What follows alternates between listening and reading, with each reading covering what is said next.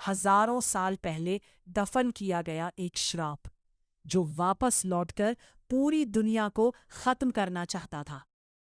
और जब उसकी आंखें खुली तब मिस्र की रेत से मौत बाहर निकल आई। कहानी शुरू होती है एंशंट इजिप्ट से, जहां एक शक्तिशाली पुजारी इम्होटेप रहता था।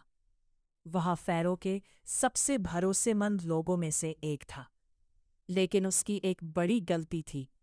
उसे फ़ैरो की प्रेमिका एंक्सुनामुन से प्यार हो गया था। दोनों छिप छिप कर मिला करते थे। एक दिन फ़ैरो उन्हें देख लेता है। यह देखकर एंक्सुनामुन डर जाती है और अचानक फ़ैरो को मार देती है।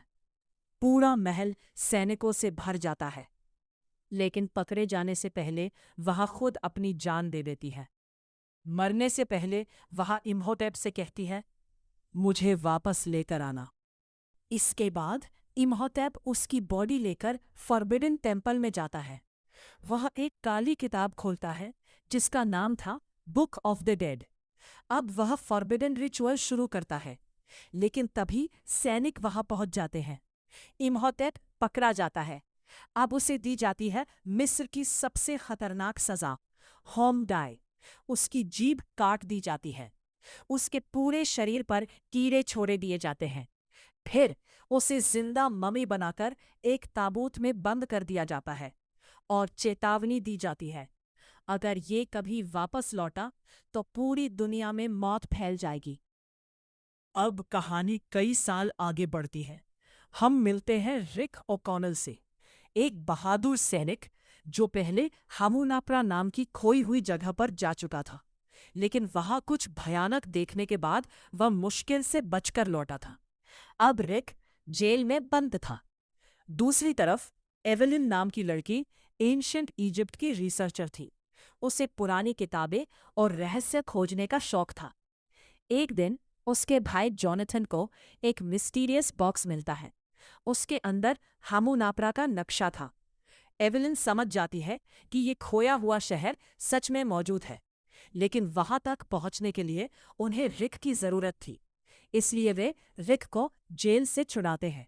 रिक पहले मना करता है, लेकिन बाद में वह तैयार हो जाता है।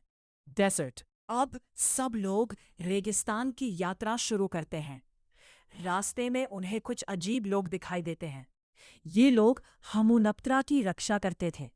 वे चाहते थे कि कोई भी वहां ना पहुंचे। रात में अचानक हमला हो जाता है।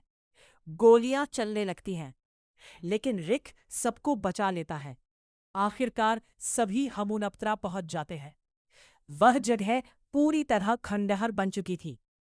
हर तरफ डरावनी मूर्तियां और टूटी दीवारें थीं। रिक डर जाता है। उसे एहसास होता है कि यहाँ कुछ बहुत गलत है, लेकिन ट्रेजर हंटर्स को सिर्फ सोना चाहिए था। The curse begins. सब लोग अलग अलग जगह खुदाई शुरू करते हैं। एवेलिन को एक पुरानी किताब मिलती है, वही बुक ऑफ द डेड। दूसरी तरफ ट्रेजर हंटर्स गलती से इम्होटेप की कब्र खोल देते हैं। अचानक अंदर से अजीब आवाजें आने लगती हैं। हवा बदल जाती है, लेकिन लालच में वे लोग नहीं रुकते।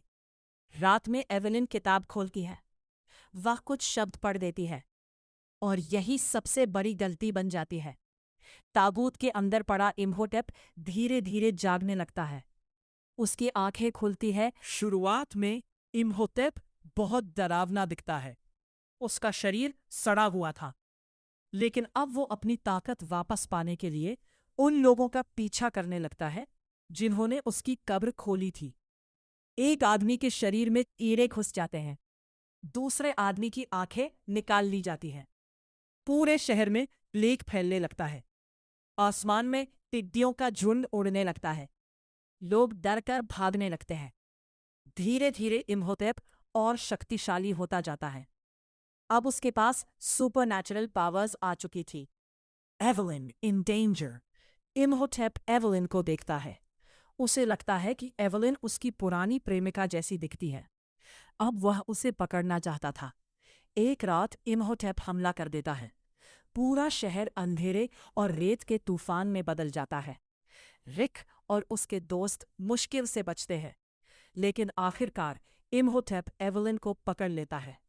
अब वह एंक्सु नमून को वापस जिंदा करने की तैयारी करता है। रिक हार नहीं मानता। वो हमुनप्तरा के अंदर वापस जाता है।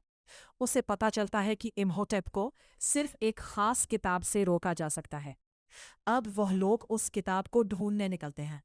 रास्ते में डेडली ट्रैप्स लगे होते हैं। दीवारें बंद होने लगती है। आग निकलती है। लेकिन रिक किसी तरह आगे बढ़ता रहता है। दूसरी तरफ इम्होटेप रिचुअल शुरू कर देता रहे। अब बस कुछ ही देर में एंक्सु नामून वापस आने वाली थी। तभी रिक वहां पहुंच जाता है। अब शुरू होती है फाइनल फाइट। रिक तलवार लेकर इम्होटेप पर हमला करता है, लेकिन इम्होटेप अपनी पावर से सबको पीछे फेंक देता है। जॉनथन डरते हुए भी किताब ढूंढ लेता है। एवलिन सही मंत्र पढ़ती है और अचानक इम्होटेप की सारी शक्तियां खत्म होने लगती है। अब वह एक आम इंसान बन चुका था। रिक मौका देखकर उसे मार देता है। मरते समय इम्होटेप अपनी प्रेमिका का नाम लेता है,